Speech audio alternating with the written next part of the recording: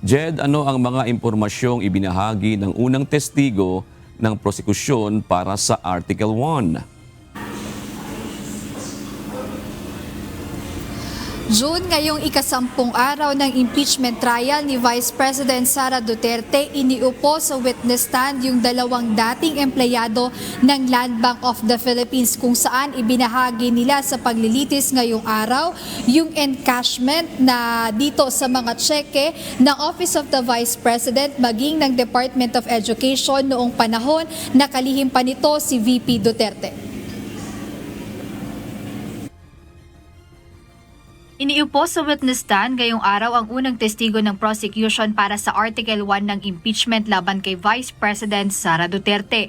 Si Violeta Constantino ay ang dating manager ng Land Bank of the Philippines Shaw Boulevard Branch na siyang personal na nangasiwa sa encashment sa 4 na tseke para sa confidential funds ni VP Duterte. Ayon kay Constantino, umabot sa kabuuang 500 million pesos ang na-withdraw gamit ang 4 na tseke. Ipinaliwanag niya rin kung paano nila ibinigay ang pera kay Special Disbursing Officer o SDO na si Gina Acosta.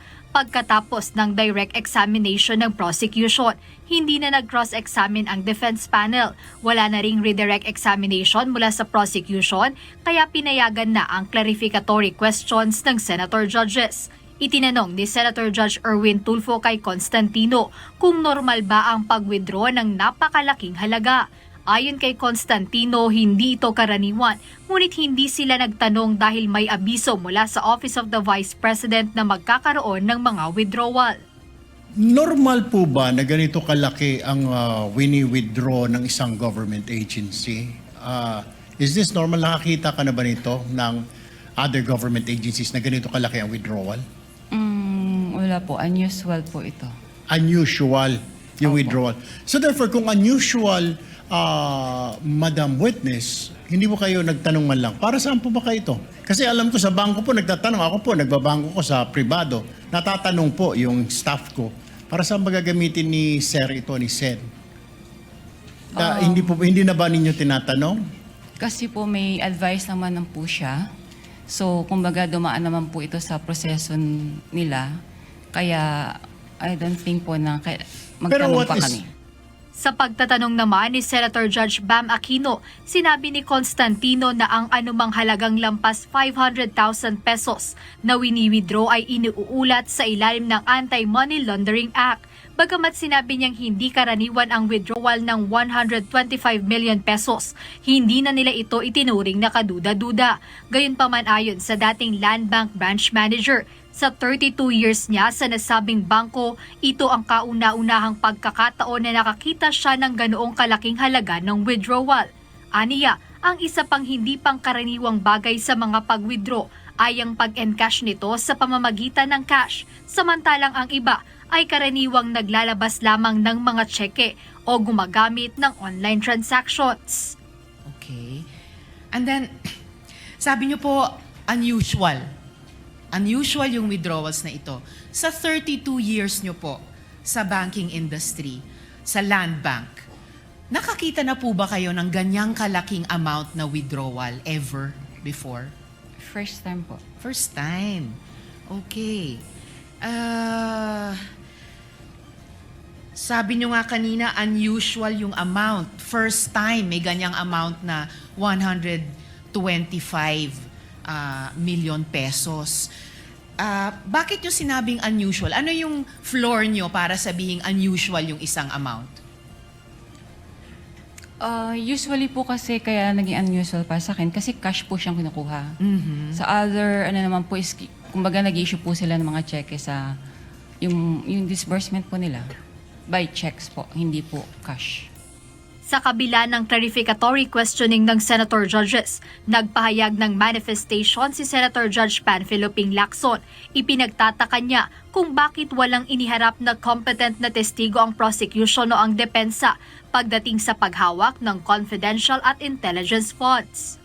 I'm only wondering why neither the prosecution nor the defense is presenting a competent witness in the handling of intelligence and confidential fund.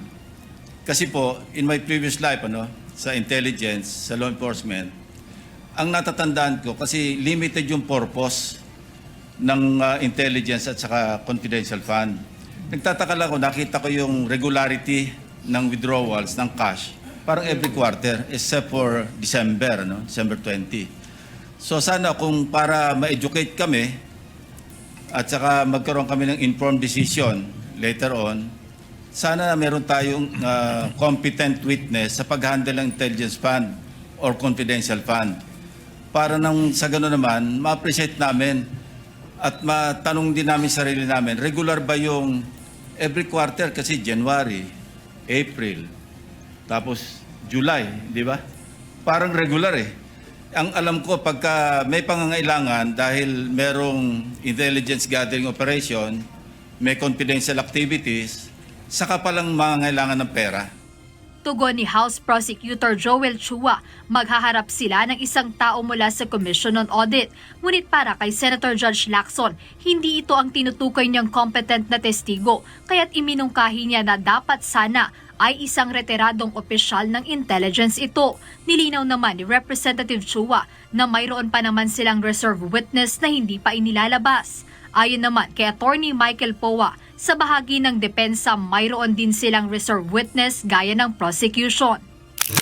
Samantala, para pa rin sa dating Land Bank Department of Education Branch Manager na si Nenita Camposano, unusual ang encashment ng nasa 37.5 million pesos na halaga ng 3 Land Bank checks ng Department of Education sa ilalim ng dating kalihim nitong si VP Duterte. Kinumpirma ni Camposano 3 tseke na nakapangalan kay Edward Fajarda na nagkakahalaga ng 37.5 million pesos kada isa ang ini-encash sa kanilang branch mula February hanggang July 2023.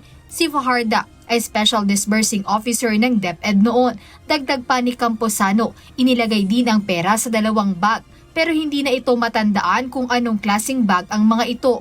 Unusual siya sa Department of Education dahil during my time, yun lang po yung malaking withdrawal ni Department of Education. Hindi lahat ng mga unusual transaction ay nire-report namin as suspicious. Samantala, hiniling naman sa impeachment court na ipasabina ang 2 opisyal ng Commission on Audit o COA at isang kawani ng House of Representatives. Sila ang mga testigong ihaharap sa paglilitis mula July 3, 4 at 5. June ngayon ang itinatalakay dito sa Senate Impeachment Court ay yung Article 1 ng impeachment laban kay Vice President Duterte.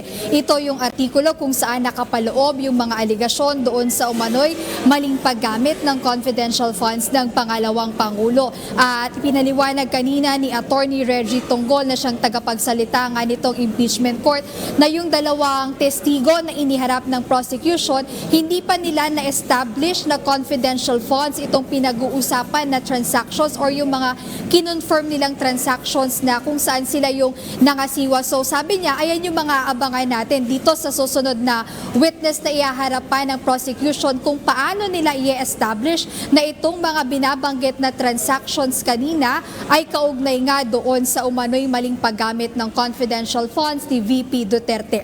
Ayan muna update mula rito sa Senado. Balik sa inyo, June. Maraming salamat, Jed Neresina.